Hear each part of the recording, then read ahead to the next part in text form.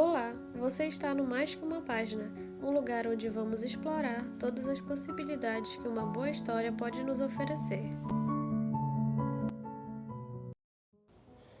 Carmila, por Joseph Sheridan Le Fanu. Prólogo. Em um pedaço de papel, anexo à narrativa que se segue, o Dr. Hesselius escreveu uma nota bastante elaborada, que ele acompanha com uma referência a seu artigo sobre o estranho assunto em questão. O misterioso assunto é tratado naquele artigo com seu conhecimento e perspicácia costumeiros, e de modo notavelmente direto e breve. Ele formará somente um volume da série de trabalhos reunidos daquele homem extraordinário.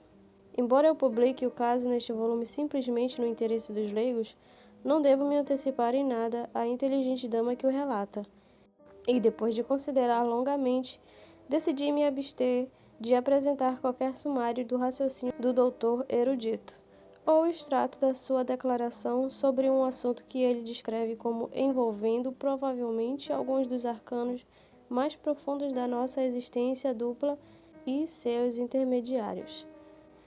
Fiquei ansioso ao descobrir esses documentos, em retomar a correspondência iniciada há tantos anos pelo Dr. Hesselius com uma pessoa tão inteligente e cuidadosa como sua informante parece ter sido. Entretanto, lamentei muito ao descobrir que ela havia falecido durante aquele intervalo.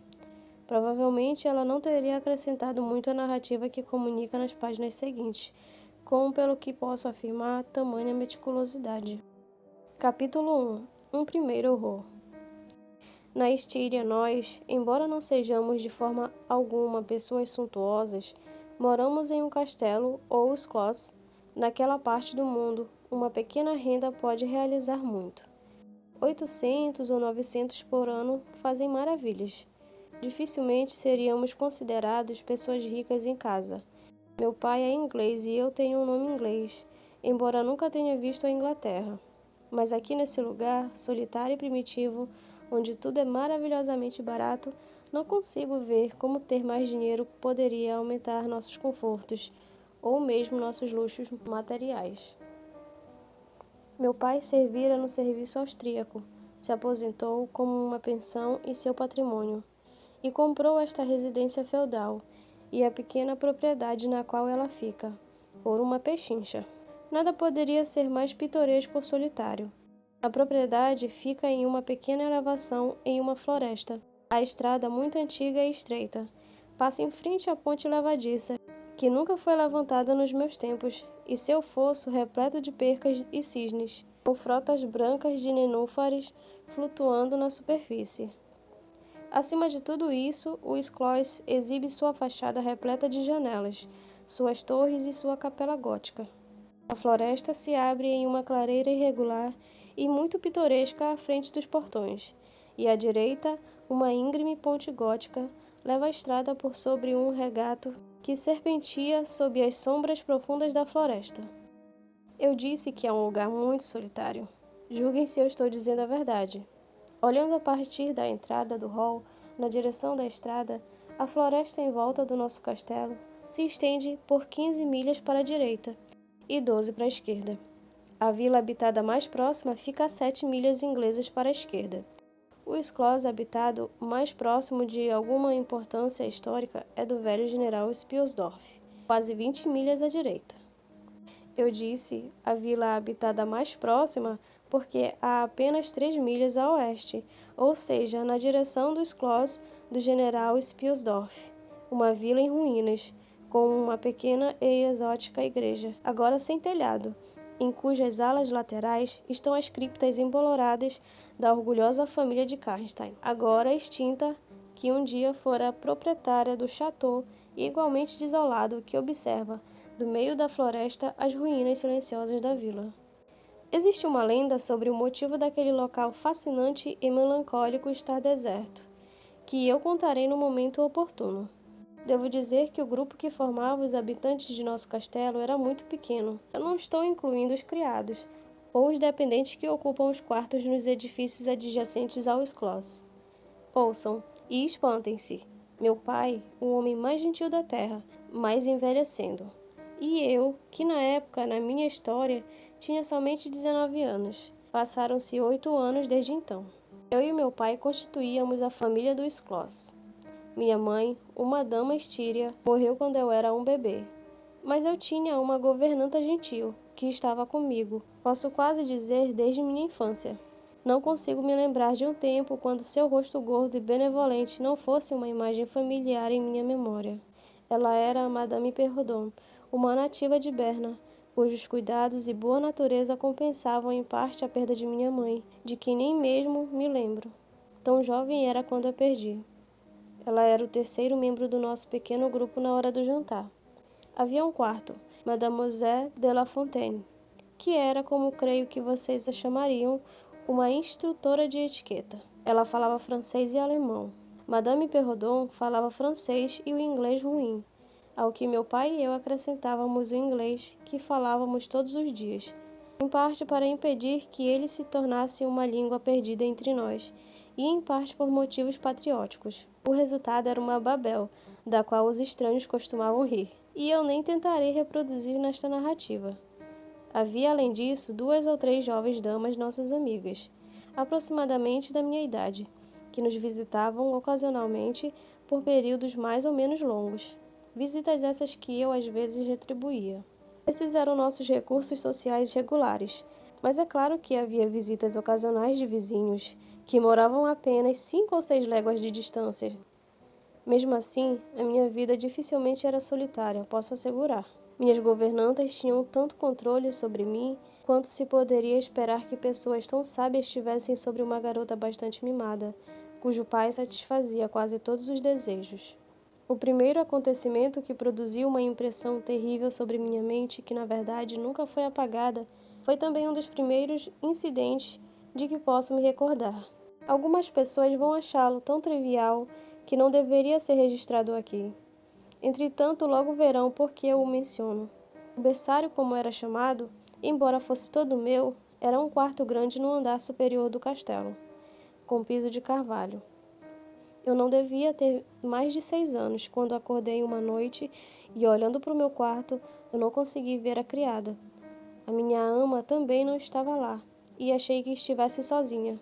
Não fiquei com medo, pois era uma daquelas afortunadas crianças que são deliberadamente isoladas das histórias de fantasmas, contos de fadas e histórias que nos fazem cobrir a cabeça quando as portas rangem de repente, ou quando o tremeluzir de uma vela que se apaga faz uma sombra dançar na parede, mais perto dos nossos rostos. Fiquei aborrecida e insultada por me encontrar, como considerei, negligenciada, e comecei a choramingar, me preparando para chorar vigorosamente quando, para minha surpresa, vi um rosto solene, mas muito bonito, olhando para mim, do lado da cama. Era o rosto de uma jovem, que estava ajoelhada com as mãos sob o cobertor. Olhei para ela como uma espécie de surpresa agradável, e parei de choramingar. Ela me acariciou com as mãos, deitou-se ao meu lado da cama e me abraçou sorrindo. Senti imediatamente uma calma deliciosa e adormeci novamente. Fui despertada pela sensação de que 2 agulhas estavam se enterrado profundamente em meu peito, e gritei. A jovem se afastou com os olhos fixos em mim, então deslizou para o chão e, como pensei, se escondeu debaixo da cama. Então, pela primeira vez, tive medo e gritei com tanta força. Aia, criada, governanta, todas entraram correndo e, ao ouvir minha história, não lhe deram importância, enquanto me acalmavam o melhor que podiam. Mas, criança como eu era, podia perceber que seus rostos estavam pálidos e tinham uma aparência de ansiedade, e os vi procurarem embaixo da minha cama, e pelo quarto, e olharem sob mesas e abrir armários. A governanta sussurrou para a criada. Coloque a mão naquela depressão na cama. Alguém se deitou ali, com toda certeza. O lugar ainda está quente. Lembro-me da criada me acariciando, e dos 3 examinando meu peito, onde eu disse ter sentido a pontada, e dizendo que não havia sinal visível de que algo tivesse acontecido. A governanta e as outras 2 criadas responsáveis pelo berçário continuaram comigo a noite toda. E a partir daquele momento, uma criada sempre ficava no quarto comigo, até eu fazer 14 anos. Muito tempo depois disso, fiquei muito nervosa. O médico foi chamado.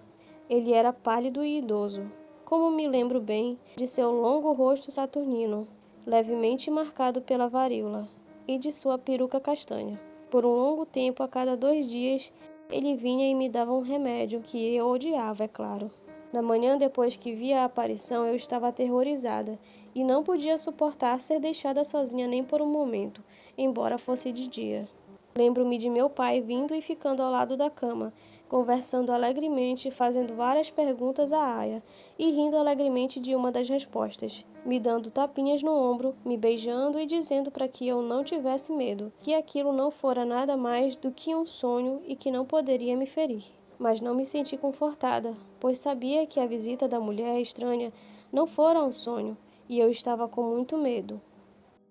Fiquei um pouco consolada pela criada, me assegurando que fora ela que havia entrado e se deitado comigo na cama, que eu devia ainda estar meio adormecida para não reconhecê-la. Mas aquilo, apesar de confirmado pela criada, não me satisfez totalmente. Lembrei-me durante aquele dia de um venerável ancião, de batina negra, vindo até o quarto com a criada e a governanta, conversando um pouco com elas e falando gentilmente comigo. Seu rosto era muito doce e gentil, e ele me disse que eles iriam rezar. Me fez juntar as mãos e queria que eu dissesse gentilmente enquanto eles rezavam: Senhor, ouça todas as boas preces por nós, pelo amor de Jesus. Acho que essas eram as palavras exatas, pois eu as repeti muitas vezes para mim mesma, e minha aia costumava me fazer repeti-las em minhas orações. Lembro-me muito bem do doce e pensativo rosto daquele ancião de cabelos brancos, com sua batina negra, de pé naquele quarto rude, espaçoso e marrom, rodeado pela desajeitada mobília de 300 anos e da luz fraca que penetrava naquela atmosfera sombria pela pequena grade. Ele se ajoelhou, acompanhado pelas 3 mulheres, e rezou em voz alta e trêmula, pelo que me pareceu ser um longo tempo. Não me lembro de nada da minha vida antes daquele evento, e parte do que aconteceu depois também é obscuro, mas as cenas que acabei de descrever são tão vívidas quanto as imagens isoladas projetadas pelas lanternas mágicas na escuridão.